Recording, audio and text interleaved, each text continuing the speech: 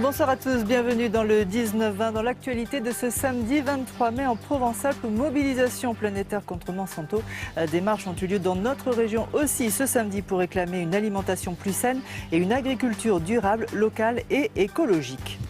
OM Bastia, coup d'envoi à 21h, victoire impérative. Marseille doit gagner ce dernier match de la saison pour espérer se qualifier pour la Ligue des Champions. Le camp de Salier et ses 700 gitans internés par Vichy de 1942 à 1944.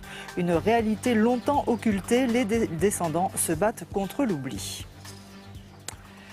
Ils sont contre les OGM, contre les fermes-usines et contre l'abus des pesticides. Dans plusieurs villes de la région, comme vous le voyez ici à Nice, des citoyens ont participé à des marches organisées dans le cadre d'une journée mondiale d'action contre le géant américain Monsanto, premier producteur au monde d'herbicides et de semences génétiquement modifiées.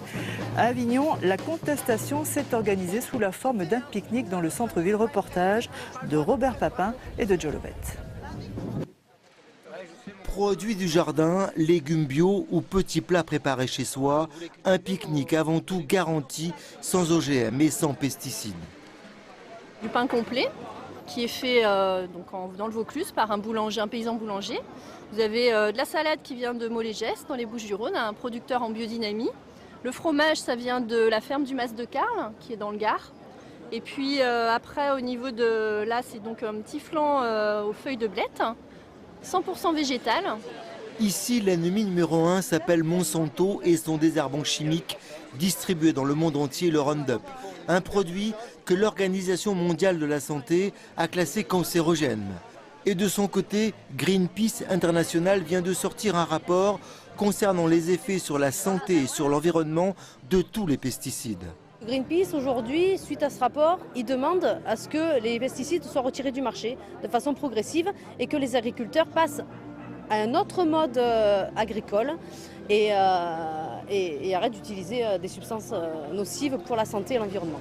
Et ces défenseurs d'une agriculture saine et durable combattent également Monsanto pour son monopole sur le marché des semences génétiquement modifiées, les OGM. Les OGM et les pesticides sont liés. Les OGM qu'il y a sur le marché aujourd'hui sont essentiellement des plantes pesticides. Elles sont faites pour recevoir des pesticides et de ne pas mourir, donc s'engorger. Donc quand vous les mangez, elles sont pleines de pesticides. Ou elles sont faites pour sécréter des insecticides. En France, depuis 2014, la culture des OGM fait l'objet d'un moratoire et certains produits de Monsanto sont interdits. Mais le géant américain n'a sûrement pas dit son dernier mot.